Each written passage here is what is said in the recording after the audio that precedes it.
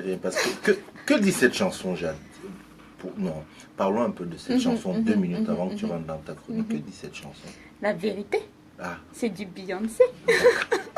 Ok. Voilà, tout est dit. Tout est dit. Hein? D'accord. Je ne dis plus rien. Ok, Jade. Alors, aujourd'hui, on parle donc de l'homosexualité. On parle de l'homosexualité, tout à fait. Chez les Noirs. C'est bon? Oui. Voilà, l'homosexualité chez les Noirs. Je rappelle que allez courir vers sur la page Facebook de Néo-Québec, puisque le live est lancé. Et puis voilà quoi. Vous pourrez voir toutes mes grimaces. Voilà. Donc, c'est quoi le problème alors avec... J'ai décidé d'en parler pour 2 raisons. Tout d'abord parce que, comme tu l'as si bien fait remarquer, Cyril, le 17 mai, c'était la journée internationale contre l'homophobie et la transphobie. Et à Néo-Québec, on fait toujours en sorte de quand même faire lien avec l'actualité et ce type de célébration. Ouais. C'est important. C'est important. Et puis, comme vous avez pu voir dans le quartier de Berry-UQAM, ça y est, ils ont mis des petites boules. Oui. Cette célébration-là aussi. Le quartier, on dit le quartier gay. C'est le quartier gay, c'est le village. Il y en a dans différentes villes comme ça, effectivement. Et ils ont mis des boules. Donc, c'était pour faire lien avec l'actualité, mais aussi pour reprendre un petit peu un débat qui a lieu souvent lorsqu'on parle de l'homosexualité dans les communautés noires, notamment de l'homosexualité en Afrique. La première fois que je t'en ai parlé, Cyril, la semaine dernière, lorsque je t'ai proposé de traiter de cette chronique-là, tu as tout de suite eu une réaction très intéressante. Ah. Tu as levé les yeux au ciel et tu m'as dit, oh non, encore, on va parler de on est plus homophobe que les autres. Et justement, j'ai trouvé ça très intéressant parce que c'était pas de ça dont je voulais parler, mais c'est vrai que c'est quelque chose qui revient souvent. Et qui est un discours contre lequel je m'oppose également. Et je suis très contente que tu aies eu ce type de réaction, Cyril. Okay, bravo. Merci. Parce qu'on a tout le temps, souvent, ce discours de pointer du doigt les pays du continent africain et la communauté noire comme étant plus homophobes que le reste du monde. Et c'est un discours qui sert en fait un propos homonationaliste qui est on va utiliser, par exemple, les Occidentaux sont très forts pour ça dans les discours politiques, d'utiliser l'excuse on va aller défendre les droits des homosexuels, ou même pour les femmes aussi, il y a surtout, et les femmes homosexuelles bien sûr, on va aller défendre ces droits pour justifier l'ingérence politique dans d'autres pays. Donc on y va pour défendre ces populations, ces marginaux, ces minorités. Et c'est quelque chose contre lequel je m'oppose souvent. Donc non, ce n'est pas de ça dont je vais parler, mais ta réaction m'a fait plaisir. Moi, je vais parler du fait qu'il y a ce discours... Il y a ce débat, je dirais même le mot, je vais oser, cette propagande qui consiste à présenter l'homosexualité comme quelque chose, une maladie qui aurait été apportée par les Blancs. Donc une maladie qui viendrait de l'Occident et qui, avant l'arrivée des Blancs, avant la colonisation, n'existait pas en Afrique. Donc c'est un discours que je retrouve très souvent, notamment dans les milieux politiques, mais pas seulement, et dans plusieurs pays et dans plusieurs communautés. Donc ça touche vraiment toute la communauté africaine, je dirais même, et la Caraïbe. Donc j'ai voulu en parler. Pourquoi? Parce qu'il va falloir, les gens, comme d'habitude, on va remettre en contexte. Puisque... on va se faire un jingle pour remise en contexte. On va faire un jingle. En fait, je vais vous parler notamment des travaux de Charles Gboko, qui a notamment écrit un livre qui s'appelle La question homosexuelle en Afrique, le cas du Cameroun. Donc je vous conseille vivement d'aller lire ses travaux, mais il a également écrit des articles qui sont disponibles en ligne, et c'est un article en particulier auquel je vais souvent faire référence, que je mettrai comme d'habitude sur la page Facebook de Néo-Québec. Donc l'article en question s'appelle L'homosexualité en Afrique, sens et variations d'hier à nos jours. Et ce qui est intéressant avec les travaux de ce chercheur, c'est que il va démontrer comment l'homosexualité existait bien avant l'époque coloniale, et il va le démontrer par plusieurs façons. Notamment, il va s'intéresser aux langues, il va s'intéresser au vocabulaire, il va aller rechercher dans le vocabulaire des langues qui existaient bien avant la colonisation, dont on a gardé des traces. Il va aller chercher les termes qui existaient pour désigner l'homosexualité, pour désigner les pratiques homosexuelles, ou pour désigner même, comme on va le voir, d'autres genres. Comme on va le voir, il y a certaines langues qui ont du vocabulaire, des mots pour désigner des individus qui sont ni hommes ni femmes. Donc ça aussi, c'est très intéressant. Et grâce notamment à ce vocabulaire, il va démontrer en fait qu'il y avait bien réalité avant l'époque coloniale, et pourquoi on en est venu aujourd'hui, ça je vais un peu plus élaborer là-dessus, pourquoi on en est venu aujourd'hui à considérer que c'était quelque chose qui avait été apporté apportés par les Blancs. Donc, comme je l'ai dit, il a étudié les langues. Je vous conseille d'aller lire son article parce que grâce à cette étude, il va donner plein d'exemples. Donc, je vais vous en donner quelques-uns, notamment. Donc, grâce à ça, il va apporter des preuves de l'existence de pratiques homosexuelles sur le continent africain. Donc, par exemple, il donne l'exemple du Burundi avec la langue qui est le Kurundi, où il a trouvé 5 mots pour désigner l'homosexualité qui n'étaient pas des insultes, il faut faire la différence. Il a également trouvé en Angola, avec le groupe ethnique Kibanda, je m'excuse si je prononce mal, des termes pour désigner donc la pratique de sodomie qui était fréquente entre les hommes, parfois qui était même avec pour spécificité que certains s'habillaient en femmes. Là encore, ce n'était pas des insultes, c'était vraiment le mot désignait la pratique. Chez les Waïe, il a trouvé des mots qui désignaient à la fois l'homosexualité et la bisexualité, mais aussi des mots pour désigner deux amoureux.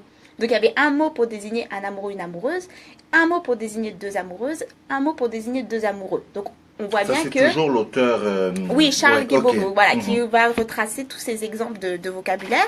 Il montre également, par exemple, le côte est africaine dans la langue la plus fréquente, qui est le Kiswahili, qui a des termes pour désigner l'amitié entre garçons, qui est une amitié platonique, mais des termes pour désigner amitié entre garçons avec une dimension érotique. Donc, on voit qu'il y a une différence entre les deux. La même chose se retrouve dans la zone sud-africaine, donc là encore il démontre par les mots. Je tiens à préciser là-dessus qu'il ne faut pas non plus extrapoler. Là on parle bien d'un vocabulaire qui désigne des pratiques homosexuelles, pas des identités. Parce que souvent on a une tendance à lire une société ou lire une pratique selon des cadres à l'occidental ou des cadres européens. Bon, s'il y a pratique homosexuelle, c'est que c'était des homosexuels. Pas du tout. C'est une manière de penser qui est très à l'européenne, à l'occidental, d'avoir une vision très binaire. Vous êtes soit hétérosexuel, soit bisexuel, soit homosexuel. Il n'y a pas de passage entre les deux. Non, comme il le démontre très bien dans son article également, il y a certains vocabulaires pour désigner des pratiques. Ça ne signifie pas pour autant qu'il y avait revendication d'identité ou que ce n'étaient pas des personnes qui vivaient en couple hétérosexuel ou se considéraient comme hétérosexuels ou plus. Donc, il faut faire la différence. Donc, on a donc ce vocabulaire pour désigner des pratiques, mais ce qui est intéressant, c'est que c'est un vocabulaire qui désigne des pratiques sans être des insultes. C'est pour désigner une réalité. Ce qui est intéressant aussi, c'est qu'il va s'intéresser aux pratiques dans les rites. Il se rend compte qu'il y a beaucoup de rites, de rituels, de traditions qui avaient dans le processus du rite des pratiques homosexuelles ou des comportements qu'en Occident on considérait comme homosexuels. Donc, par exemple, il trouve le cas au Cameroun chez les Béti avec le rituel du Mevungu, ou encore chez les Bassa avec le rituel du Ko'o. Il trouve également chez les Bantous qui parlant le Fang il trouve une conception de la pratique comme médicament pour les riches. Donc c'est vraiment en lien avec des symboles et spécifiques au moment du rituel.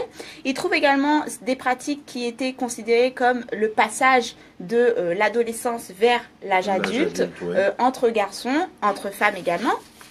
Ce qui est aussi très intéressant dans cet article, c'est qu'il va trouver un vocabulaire, et ça c'est quelque chose que je mets souvent en avant pour critiquer l'approche à l'occidental qui se veut cette approche plus moderne que les autres. Il va trouver un vocabulaire pour désigner des genres qu'en Europe on n'a jamais reconnu. Donc on trouve dans le continent africain du vocabulaire pour désigner des individus qui sont ni hommes ni femmes, ou qui sont à la fois hommes et femmes, ou qui peuvent traverser les genres, qui peuvent être nés hommes, devenir femmes, revenir hommes, et ils ont des vocabulaires pour désigner cela, ce qu'en Occident on n'a pas, ou qu'on a écrasé lorsqu'on est arrivé, notamment je pense aux populations autochtones, qui ont un vocabulaire pour désigner, je crois, il me semble jusqu'à 5 genres, mais il faudra vérifier les études. L'histoire du passage, exactement. Ça, je sais que j'ai déjà et lorsqu'il y a eu colonisation, on a beaucoup fait de mal. Il fallait que ça disparaisse. Et exactement pour les plusieurs genres dont je parlais, il parle l'exemple des Luba du Congo, qui existe un mot pour désigner, comme je l'ai dit, des individus qui sont à la fois hommes et femmes.